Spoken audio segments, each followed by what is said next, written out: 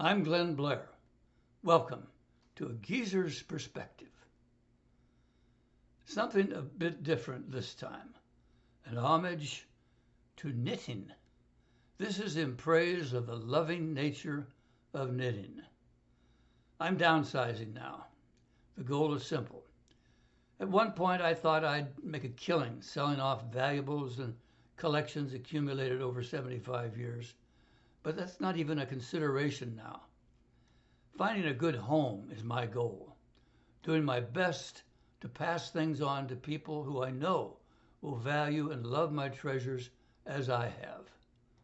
I'll never part with one, this lovely green sweater. My wife, Mim, gone now for 7 years, was an extraordinary knitter by any measure. Quality, complexity, originality, and sheer numbers. I still have 14 hand-knitted beauties in my closet, and I'm sure that there are at least 50 take-me-homes and baptismal gowns carefully stored away by young mothers who were part of our lives at some point. I know of 3 situations where the take-me-home has been passed down by the baby who first received it to her children. It's just a matter of time before it will go on to the next generation. Mim learned to knit from a volunteer while in the hospital after our daughter's birth. Her teacher was an elderly woman who insisted that a reluctant Mim give it a try. It became a lifelong passion.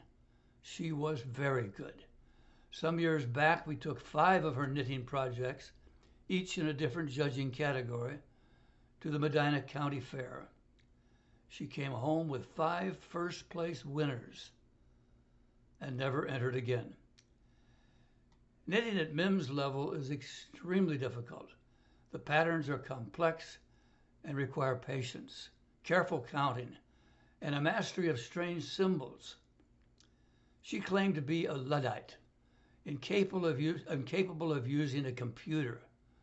From my perspective, the precision and complex nature of the knitting patterns far exceeded the challenge of exchanging emails or shopping online, more akin to a space launch.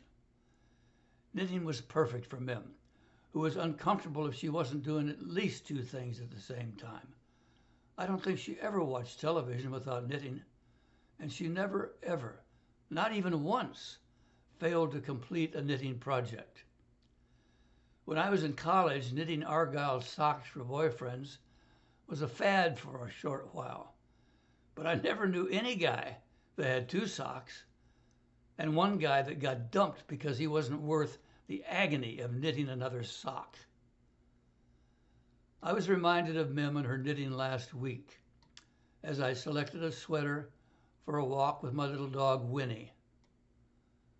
I chose my oldest, this beautiful green sweater that was half of a pair that she had knitted for my daughter and me.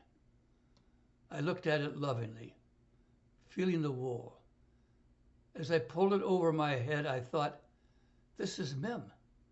Every inch of this yarn was touched and held by her. And now I'm enfolded in it. It's a hug, a warm, loving embrace from the past. Winnie looked up at me with her eyes saying, well, are we going or not? I knelt, patted her on the head, pulled out my handkerchief and said, give me a minute, Winnie. Just a minute.